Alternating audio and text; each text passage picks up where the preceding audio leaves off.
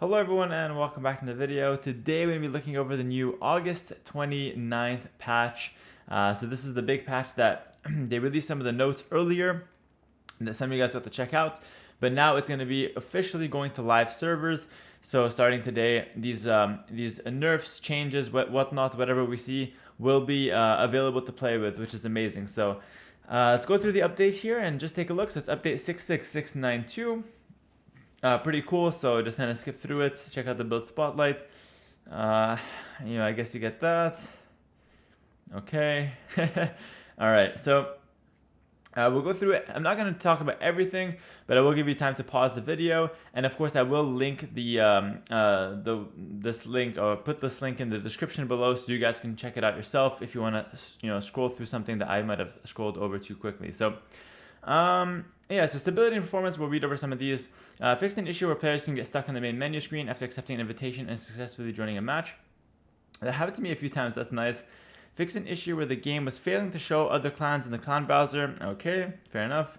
The game no longer crashes when loading replays in certain situations. Amazing, that happened a lot. The game no longer crashes when accepting Steam and join lobby URL invitations. Amazing. Added safety checks to prevent an out-of-range crash on the matchmaking screen. All amazing. So these are fantastic. Shout out to the team. Achievements I don't really care about. Graphics. Fixed an issue where flares were difficult to see during some games. I like that. Added a new idle pose for skirmishers to better differentiate them from the spearman line. Okay. This pose was used in Age of Empires 2 Legacy games. Not sure what they're talking about here, but were people mixing up skirms and spearmen? That sounds terrible. Making my cam a little bit bigger as well here. But so we'll continue reading on. The UI, wow, there's a lot of changes here. We'll go through them quickly, I suppose. Armor value / icon no longer disappears in tooltips when a building / unit has an armor value of -1. Cool. Obsolete map style dropdown no longer appears in single player. Fair. The AI difficulty is now displayed while in quick play queue. Okay. Tech tree preview for Gurjaras now shows the camel line properly. Fair enough. Objective timers, cool. Lobby creation for co-op games, cool.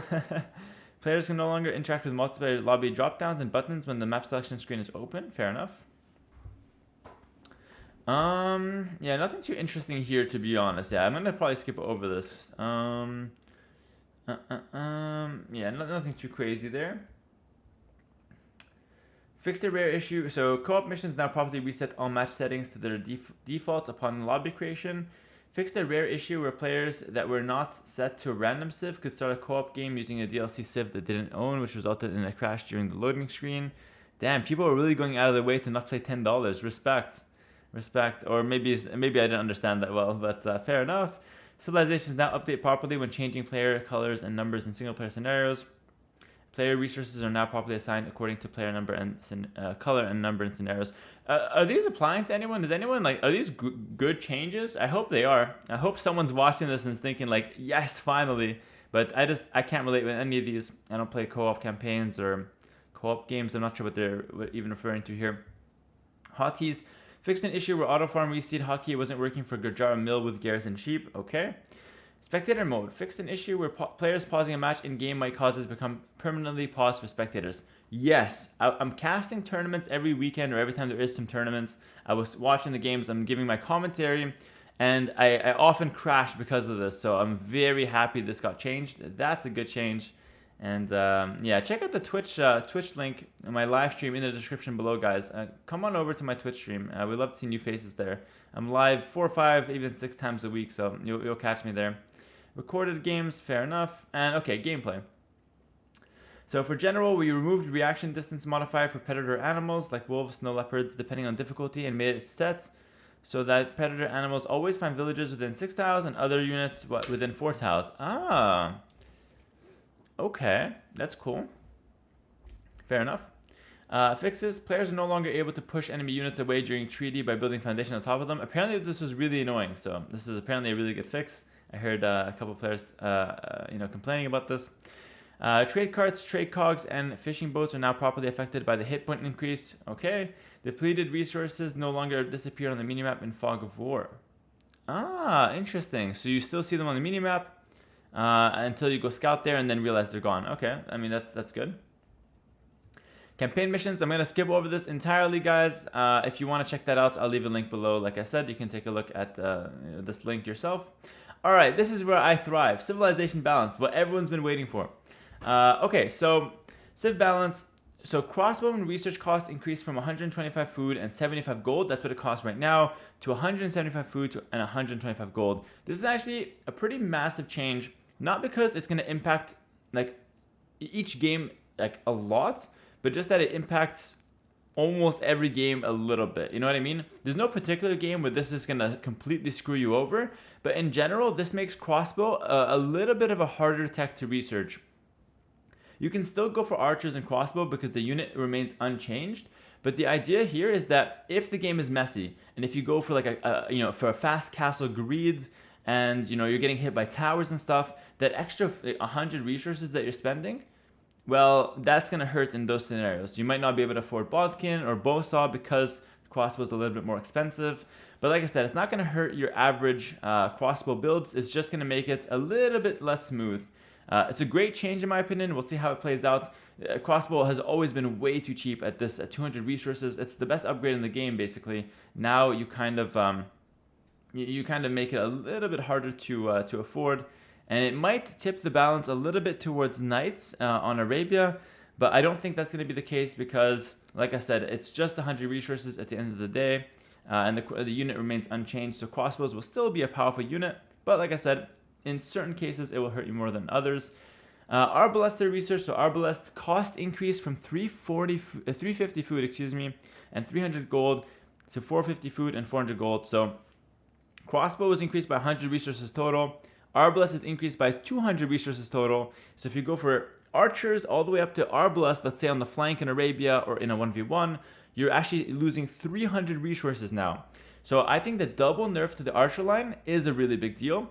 And what's this going to hurt the most? This is going to hurt all in eco, fast Imperial Age Arbalest the most. That strategy might be almost impossible to do properly right now because the resources invested into Arbalest is just so high. In my opinion, this is a great change. Again, Arbalest always has been too cheap. You might think, oh, Bracer gives more stats for less cost. Yeah, but the idea is the Arbalest is the last upgrade in that line. It's like the Paladin for crossbows. So it should be at least a little bit more expensive than just a random blacksmith upgrade. That's like saying Blast Furnace should be the same price as freaking Paladin just because it's, they give similar stats or whatnot. So yeah, obviously it's a bit of a ridiculous argument, but yeah, you get the point. Arbalest was way too cheap before. Arbalest now is much better priced at this range. So I think it's a great change, but I will say this one might hurt a lot of fast imp Arbalest builds. I still think Arbalest will be a good unit. Once again, it's still a strong unit to go for. This only hurts you if you're going to be low on economy going up to Imperial Age, and it could hurt you going for some transitions onto like light cavalry. And it might delay you a little bit there. But overall, I do think it's a nice change. And it feels good, man. Next up, we have Dark and Feudal Age Stonewalls HP increased from 900 to 1080. Dark and Feudal Age Stone Gates increased from 1375 HP to 1650. I actually hate this change, but I understand why it's there. It's basically there so that tower rushing on Arena is less overpowered or less strong. If you guys haven't dealt with tower rush in Arena, the idea behind it is that you get the tower rush, break your opponent's stone walls with villagers, go in with some archers, delay him, and then behind it you have your stone walls that keep you safe from any retaliation. So tower rushing on Arena was actually quite strong, and this balance aims to nerf it a little bit. I don't like it though because it makes stonewalling better in general, and I don't think we should make walling better ever, personally, but fair enough. Elephant Archer has its Cavalry Archer armor increased from -7 to -4. Resulting in less bonus damage from skirmishers. That's a pretty good change. I think Elephant Archers, especially with this next thing, which is Elephant Archer cost decreased from 90 food and 70 gold to 80 food and 70 gold. I think Elephant Archers are going to be very good, which I'm happy about because that's going to give something for Dravidians and Bengalis. Those civilizations are like dog tier right now. So giving them something to look forward to and a power unit, that's going to be really, really nice. Armored Elephant line is now affected by Siege Engineers. God, Armored Elephants are already really strong, so them getting Siege Engineers can be really problematic. Yeah, I mean, this makes sense to give it to them because at the end of the day, it is a siege unit. But that just means they get affected by like stable upgrades, blacksmith upgrades, and now like Siege Engineers. this unit's kind of crazy. So, and they just buffed it even further, which is, I mean, fine. But we'll see if that ever becomes a problem. Starting research and villager bonuses are no longer disabled in Empire Wars. Affects Aztecs, Chinese, Huns, Incas, Lithuanians, Mayans, Persians, Sicilians, and Gurjaras. So what does this mean? It means the Aztecs start with extra 50 food. Chinese start with extra 3 villagers. I'm not sure if they lose the resources though. Maybe they do, maybe they don't, I'm not sure. Huns start with minus 100 wood, so that does mean that Chinese will lose the resources. So yeah, fair enough. Okay. Incas get the llama, Lithuania get 150 extra food, Mayans get the extra villager, but they lose 50 food. So a lot of the changes that happen in RM will not happen in Empire Wars. Why does this matter? The $200,000 Red Bull Wololo tournament later on this year will be Empire Wars, and these changes will matter directly for that tournament. So if you guys aren't participating in that, you don't have to think about it too much. But if you guys are watching, you now know a little bit of what's going on. Age advancement bonuses are correctly applied for the starting age. Hold on 1 second. Yeah, just prepare a quick thumbnail. Sorry, my editor is messaging me, and I'm gonna tell him to just simply prepare prepare a thumbnail. So we're doing it right now. Age advancement bonuses are correctly applied for the starting age only when an age other than Dark Age is selected. Wait, what? Age advancement bonuses are correctly applied for the starting age only when an age other than Dark Age is selected. Bonuses for skipped ages, so before starting age, are still disabled. I think what this means is, like, if you start the game in feudal age and you're Ethiopians, you get an extra 100 food, 100 gold. And I'm not sure if that affects Empire Wars. Let me know in the comments below if this will affect Empire Wars. Will Ethiopians get their 100 food, 100 gold? I think it does. Yeah, okay. So this affects Empire Wars apparently. Or at least I think. Let me know though in the comments below if I'm right about that. Minimum buy price for all non-Saracen civilizations with guild research is reset to 23 instead of 25. Not sure what that means exactly, but fair enough. All right, now the civilization specific balances. So monks receive +3/+3 armor. Elephant archers and armored elephants now receive the intended bonus damage from their counter units. The bonus resistant modifier applies after the armor subtraction from the damage instead of before. These buffs are pretty bad. This is so random. Like, you gotta be trolling at this point. Like, this is really random. It's not gonna help at all, basically. It's gonna make your monks a bit more tanky against archers and especially skirms.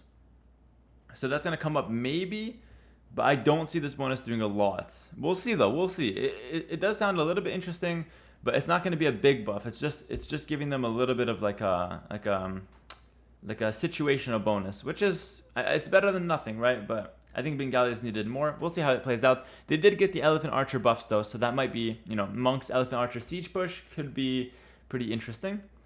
Britons receive access to treadmill crane. I think this is just for helping them in deathmatch. It's not a really big deal for random map. Burgundians, Couturier charge damage reduced from 25 to 20. Elite Couturier charge damage reduced from 30 to 25. Amazing nerf, much needed. Yeah, that's great. I don't even think this is going to be enough, but it's a great place to start. I'm very happy to see that. Couturier is the best unit in the game pretty much now. And seeing a nerf on it just makes me really happy because it was ridiculous. Economy technology, food discount reduced from 50% to 40%. A small nerf to their economy. Their economy is still going to be crazy, don't get me wrong, but it becomes a little bit harder to afford them early game. So going for like bow saw and heavy plow early on, it's going to cost you another like 50 food now, if my math is even remotely close to being right. So yeah, you lose maybe 50 food in the early game, which is not too crazy, but it's something. So a small nerf to Burgundians. They're still going to be really strong though, but just a little bit less strong. Byzantine receive access to treadmill crane. Again, that's just for deathmatch basically. It doesn't really matter for random map or Empire Wars. Cumans fix an issue where some cumin herdable animals had 50% more food in them than intended. Yeah, just a bug fix. Dravidians receive bomber cannon. Huge. That's going to make them actually playable in late game. It's going to give them a counter to onagers, which they lacked previously. So Dravidians actually feels like a pretty decent civilization overall now. I gotta say, with the Elephant Archer buff, with getting bombard cannons, I feel like I might have to give Dravidians another shot. They're still terrible in pocket position, in team game, like pretty much unplayable. And in 1v1s, they lack a lot of cavalry, but they at least have something in as far as the composition goes. Gujara's Elite Shawarma Rider, full agility recharge time increased from 15 seconds to 20 seconds, so small nerf there. Mounted units, additional bonus damage reduced from 50% to 40%. 40% is still insane, but it's a small nerf, I'll take it. It's still going to be really strong though. Their camos will be insane. Elite Shawarma Rider upgrade cost now matches the intended amounts. Okay, 850 food, 500 gold. The calculation of the food income from garrison herdable animals now uses a non-linear calculation where garrisoning additional herdable animals has diminishing returns. God, I should have paid attention in math class. 15 times in food amounts divided by 200 plus 1. Where food amount is the sum of food in all garrison herdable animals. This means garrisoning more herdables will have diminishing returns. Garrisoning all of a player's own herdables on a map with standard resources like Arabia now grants 15% less food income than before. So the whole idea now is that if you garrison just like 4 sheep, you get more than if you garrison 4 sheep now. So it's for a few sheep, it gives you a better return. But if you garrison a lot of sheep, it gives you less return. The more you put in, the less and less you get of return of food per minute compared to like the first sheep you put in, pretty much. So hopefully you guys understand this concept, diminishing returns. It's I don't know the exact numbers. I'm not going to break it down right now, but basically this is just making it so Gurjaras on maps with a ton of sheep like Mega Random aren't completely insane. So that's the idea. Fixed an issue where Shawarma Riders could not dodge the nearby blast damage of projectiles. Okay, cool. So overall, small nerfs to Gurjaras in terms of like their mounted units, camels, and Shawarma Riders, and to their economy bonus. It's kind of a nerf, but kind of not, because yeah, you put in now maybe 6 and eat the last 2 sheep and you're totally fine. Alright, Hindustani, they're going to receive a nerf to their Ghulam, so Ghulam and Elite Ghulam will lose 10 HP across the board, which is amazing. Losing this unit was really strong, so now it's still going to be strong in certain situations, but maybe you can have a better shot dealing with it. And then they're going to lose access to Halberdier, which is an amazing nerf because the whole point of Hindustani is to be a camel civilization. Having Halberdier just feels so wrong, and now you don't have access to Ghulam Halberdier compositions, which are actually crazy. It's like basically Huskarl Halb with Goths, but with Hindustani. So losing Halbs is a great nerf in my opinion. Civilization will still be good, but probably not OP. Koreans, Elite War Wagon, Cavalry Armor, Archer Armor reduced from 0 to -1. What does this do? It makes them take more damage from Elite Skirmisher, which is amazing because Elite Skirmisher is pretty much the only counter to War Wagon if you're an Archer civ. Like you have a few counters to War Wagon, it's like Knights are okay against them, Skirms are usually pretty good, and then Monks. But sometimes monks are hard to go for, so skirms having an extra damage, it's not going to make war wagons terrible, it's just going to give the defender a little bit of a better shot to defend with skirms. War wagon Maginot is still going to be a dangerous push for sure. Malay received treadmill crane, just a deathmatch string, no problem. And then Saracens, so the Saracen market's minimum buy price is now reset to 21 instead of 25. There was an infinite gold glitch with Saracens, this is just addressing it. Sicilians, bonus damage resistance for land military units reduced from 50% to 33%. Thank God. Dude, I lost the game the other day versus MBL. He was going mainly Cavalier as Sicilians. I kid you not, I was like full Halberdier with Britons. Full Halberdier, bro. Couldn't touch those Cavalier. They were killing all my Halbs. I went for Monks, didn't help much. And then obviously you can't go Archers against those Cav because of the Hoburg technology. They have 10 Pierce armor. It's very, very crazy. That unit is insane. So, this makes Halberdier a little bit stronger against their Cav. Much needed nerf in my opinion. Also makes their Skirms and their Archers die a little bit faster to Skirms, which is nice. And then they lose Treadmill Crane, so I guess to nerf them for Deathmatch. And then Teutons lose access to Treadmill Crane and nerf for Deathmatch. And okay, so I'll scroll through the map balance, but in general, AI, modding, yeah, nothing too crazy for me here. So guys, I'm going to leave it here. That's pretty much my input for this upcoming patch. Super exciting stuff. More videos coming to the YouTube channel, of course. I'll catch you guys later though. Thanks for watching and peace.